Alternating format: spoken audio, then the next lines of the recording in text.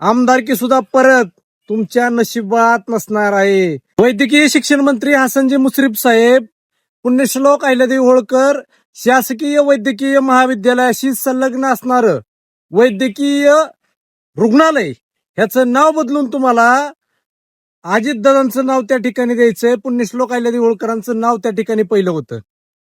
हसनजी मुश्रीफ साहेब, तुमच्या माहितीसाठी सांगतो, तुम्ही ज्या पक्षात आहात त्या पक्षाचे राष्ट्रीय अध्यक्ष जिथं उभा राहतात, त्या पक्षाच्या घराण्याचं जिथून राजकारण चालतं, त्या बारामती लोकसभा मतदारसंघात धनगर समाजाचं 3 लाख मतदान आहे आणि त्यांचा जो बारामती विधानसभा मतदारसंघ आहे त्यात 99,000 धनगर समाज बांधवांचं मतदान आहे.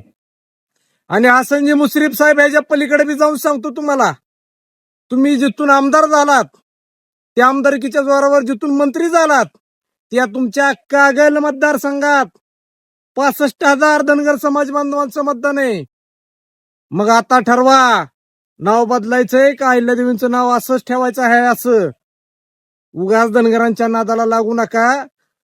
मंत्रीपद सोडा, आमदारकी सुद्धा परत तुमच्या नशिबात नसणार आहे, हे लक्षात ठेवा. जय मल्हार.